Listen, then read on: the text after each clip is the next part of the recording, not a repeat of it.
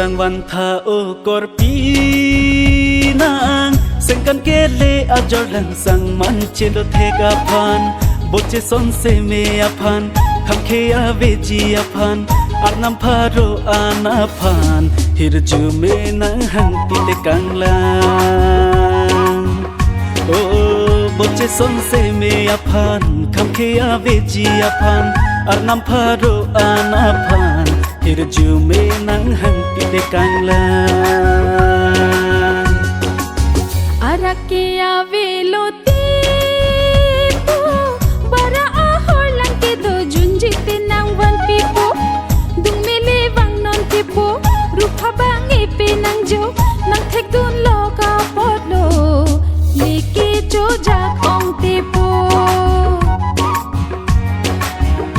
oh dung mele wang non tipo rupa bang ipe nang jo nang thek dun lo ka potlo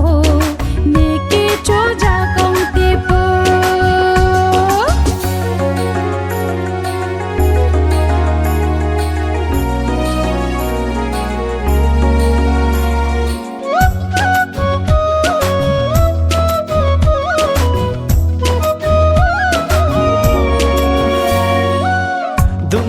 nang pe chet thanang o kopi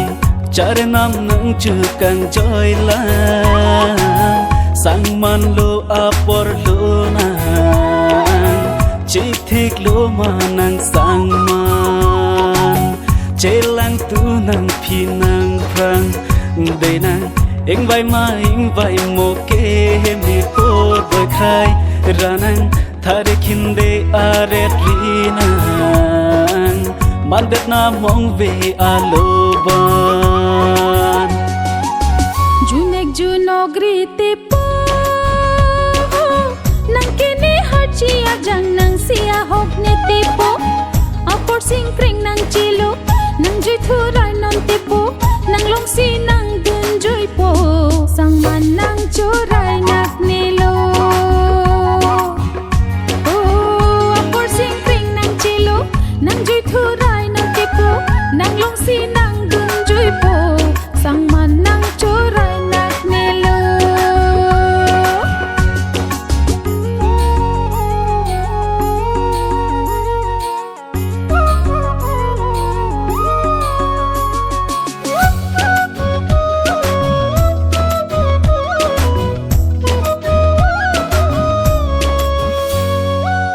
riro wa tum rit si do otepo dumili nang lo se rak no jing tung char i ong tipo chung phiri a thaya velo kangri kang kang pen nang lo ri de tipo jing ki chi thani tum chi tom telipo son thoda por ke wang velo nang lo le nang lo se rak no nang le et lo nang dung nang rai si do lo chi sik le nang chi sik non lo pong har chi ave ako ne nang pha nang pon de po an ke tum cheren long po kai ke nang ching hon op long po oh lo pong har chi ave ako ne nang pha nang pon de po an ke tum cheren long po o kor pi nang pe ne de na